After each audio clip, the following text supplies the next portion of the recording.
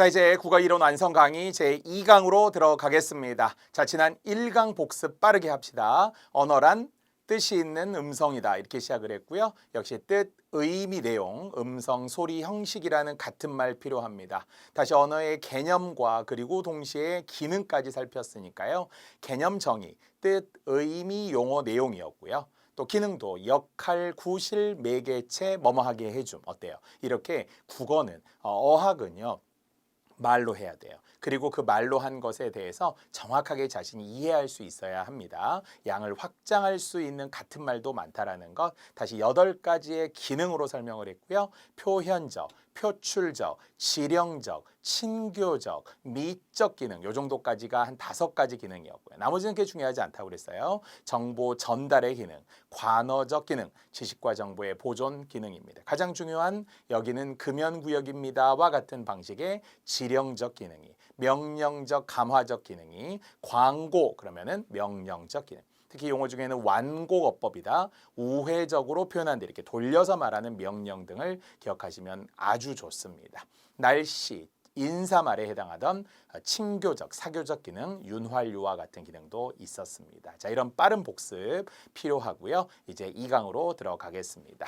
자, 앞에서도 이야기했지만 이제는 언어의 특성으로 나왔으니까 언어 이야기의 마지막이라고 할 수 있어요. 언어의 개념도 했고요. 언어의 기능도 했고요. 이제 특성에 관한 이야기를 하려고 합니다. 자, 특성도 시작하는 것은 특으로 시작을 해볼까요? 모두 같은 말이라고 생각하면 좋은데요. 특성의 특징의 특질이 되겠고요. 자, 이제 성으로 가도 좋아요. 성으로 갔더니 속성, 성질, 성격, 성향 이것도 성 이렇게 했더니 같은 말을 나열하는 재미가 있죠. 연상하기 쉽다라는 겁니다. 또한 특질의 질이, 성질의 질이, 본질의 질까지 포함했을 때 지금 같은 말 자체가 최대 8개가 되겠습니다. 순서는 상관이 없습니다. 그러나 특성의, 특징의, 특질이라는 특으로 가도 좋고요. 또는 속성의, 성질의, 성격의, 성향까지 갈 수 있다고 했어요. 이것은 소재가 추상적인 언어일 수도 있어요. 아니면 공무원의 특성, 국가의 특성, 정부의 특성, 아니면 가정의 특성, 얼마든지 붙일 수도 있겠죠. 사람에게도 가능합니다. 그 사람은 이 성격이 좀 이래 이런 거 하잖아요. 그러면 성격 대신에 우리는 어떤 말로 바꿔요? 그 사람은 좀 성향이 이렇더라고. 성질이 말이야. 이런 식으로 좀 그런 사람은 이런 좀 특징이 있어. 이렇게도 쓰기 때문에 충분히 우리가 평소에 많이 쓰는 단어들이 되겠습니다. 시작은 특 그리고 특징으로 갔습니다. 특성으로 같아요. 자, 이제 특성이기 때문에 성으로 끝나는 10개가 나오게 됩니다. 이원성, 기호성, 자의성 이런 식으로 이제 쭉 출발을 하게 되는데요. 자, 이원성은 2가지 원리라는 이야기인데 안 외워도 되겠네요. 늘 했던 언어란 뜻이 있는 음성이다 이야기를 하려고 하는 거. 그래서 2가지라는 거예요. 우리 이론서에도 보면 언어의 3요소 이렇게 되어 있거든요. 호모, 흔히 우리가 말하는 호모, 보통 우리가 이제 여러 가지 사람은 뭐뭐다 이렇게 이야기하잖아요. 그래서 호모 폴리티쿠스, 사회적 동물이다. 보통 우리가 이런 식으로 이야기를 할 때, 그래서 결국은 언어적 동물이라는 게 이제 우리 책으로 나오긴 하는데 중요하지는 않습니다만 2가지의 원리가 있었다. 이 정도로 말이죠. 자, 그래서 역시 내용과 형식이라는 것이 반드시 갖추어져야 한다라는 것을 이야기하려고 하는 것이고요. 역시 뜻, 의미, 내용, 음성, 소리, 형식이 되겠습니다. 자, 그리고 모든 언어는 기호로 이루어져 있고요. 우리는 훈민정음부터 시작됐던 자음과 모음의 모양, 영어의 알파벳이 일본의 히라가나 가다가다라는 것이 결국은 각각의 문자로 이루어져 있는 기호와 관련이 된다. 이렇게 알면 되겠습니다.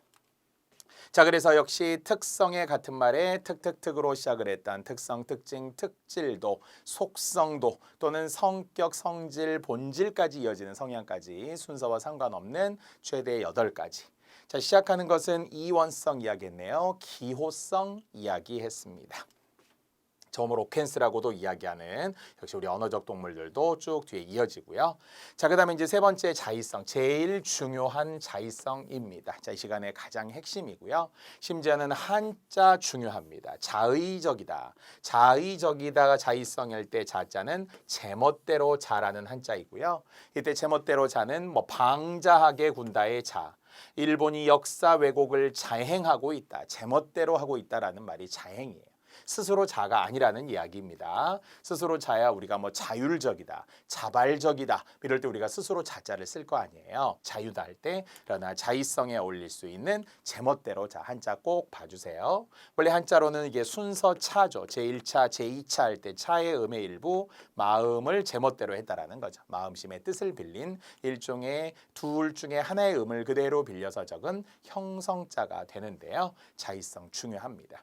자, 그것에 같은 말까지 외우시면 좋아요. 우연성, 임의성. 임의성이라는 것도 원래 제멋대로 임이라고 하거든요. 임의적으로 판단하지 마. 우리가 오해했어요. 오해한 이유가 뭐예요? 자의적으로 해석한 거예요. 문제 풀 때 틀렸어요. 자의적으로 푼 거예요.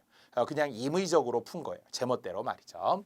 자, 그래서 우리가 역시 정의가 좀 길기는 한데요. 다 외웁시다. 음성과 의미 사이에는 필연성이 없다라고 합니다. 자, 외우기 쉬웠던 건 우리 음성과 의미라는 말이 이제 친숙하잖아요. 언어란 뜻이 있는 음성이다 말이죠. 자, 음성과 의미 사이에는 필연성이 없다입니다. 필연성이 없다.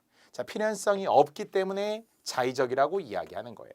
원래 우리가 많이 쓰는 말의 필연의 반대는 뭐라고 했어요? 우연. 우리의 만남도 뭐라고 했죠? 우연. 하지만 우연이 필연이 되었다. 우연이 인연이 되었다. 제가 계속 이렇게 이야기했잖아요. 그래서 국어적으로는 필연성의 반대를 자의성이라고 해요. 필연성의 반대를 자의성. 알겠죠? 따라서 필연성이 없기 때문에 자의적이라는 이야기입니다.